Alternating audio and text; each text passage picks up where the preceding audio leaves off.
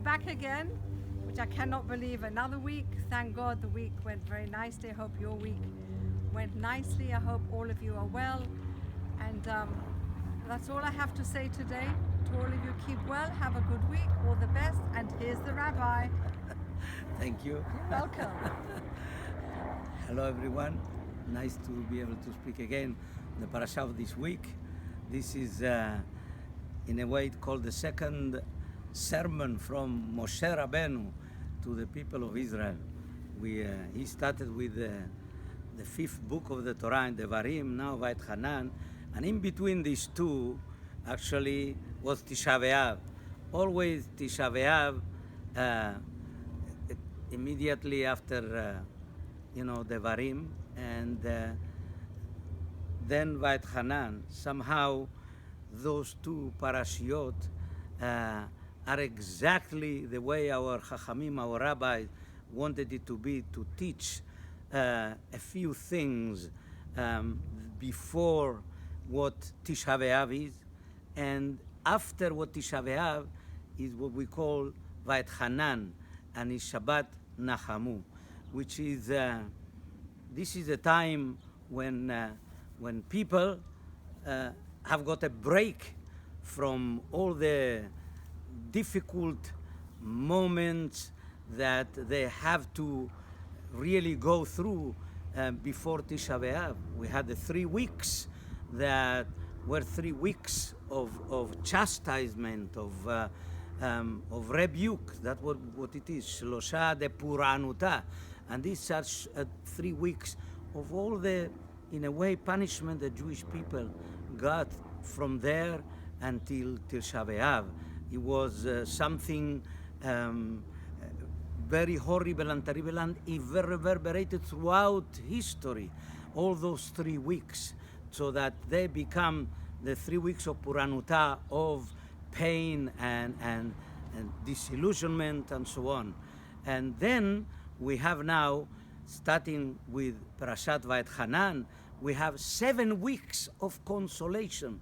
7 weeks take to be able to console those 3 weeks. Is much more than consolation, and those weeks of consolation that we are going to be reading Haftarot from the prophets Yeshaya and from Isaiah and Yirmiyahu, and some of the other prophets who in the future they were predicting that God ultimately He loves the people of Israel and He's going to comfort them, and because they have been punished enough. And this is the vision of our prophet and the vision of our rabbis, that ultimately the people of Israel are going to be victorious, not only physically, spiritually as well. The parasha begins, Va'etchanan el Hashem, somehow with words that are of prayer. Va'etchanan el Hashem ba'et ha'lemor. Moshe Rabbeinu is relating to the people of Israel what happened to him, that before that, after he conquered the kings of the Amorite and the kings of Bashan, he was in the eastern side of the Jordan, in Eretz Israel, the eastern side, and he was desirous, and he wanted so much to cross the Jordan to the west side, and he was praying to God that please let me go into the west side to go to Eretz Israel. And our rabbis asked many of the questions as to why Moshe Rabbeinu was practically obsessed. He wanted to go to Eretz Israel. Of course, we understand. He came out from Egypt. He brought the Jewish people from Egypt. And to him, his objective was to bring them to their destination. That was Eretz Israel. And of course, if he is the one who is bringing them, he should be there too with them to see the crown of the achievement. And so Moshe Rabbeinu says to God, please, let me go to the land of Israel with all my people. And in fact, they said, Va'etchanan, The numerical value of Va'etchanan is 515. That means, he said, there were 515 ways and form of prayer that he dedicated, begging God, perhaps he might change his mind about him entering the Eretz Israel, even though it was decreed, him and his brother. His brother already died, and he is in Har Nevo. Can you imagine? In Har Nevo, if you were to look from Har Nevo toward the land of Israel, the north, Lebanon, now south, the Negev, and you look and you see only desert. So what happened? And he was saying, please show me the land. In fact, a miracle happened, because miraculously, God showed Moshe Rabbeinu the entire land from all the four corners, that he could see. In fact, he could see from there Jerusalem. He could see the place where the Bet HaMikdash was going to be built. In fact, this is a Hahara Tova Zeve Lebanon. Show me this mountain and Lebanon. Our rabbis ask, what is Lebanon? Lebanon is not even part of Israel. What does it mean, Lebanon? But they say, no, Lebanon means whiteness, purity. He says, show me the place where the people of Israel become pure. That's the Bet HaMikdash. And that's what part of what he was asking. I would like to be able to enter. If I cannot enter, he said, I would enter no matter in whatever form you make me, I would like to enter. Like a stone, like a bird, like a dog, it doesn't matter. This is the Midrash. He said, I would like to enter. And God says, I'm sorry, no. And it's very interesting that they ask, why Moshe Rabbeinu was obsessed. He wanted to go into the land of Israel. The Gemara asks, the Talmud asks, did he want to eat the sabra for the fruit? That's why he wanted to go to Eretz Israel and so obsessive to be able to enter.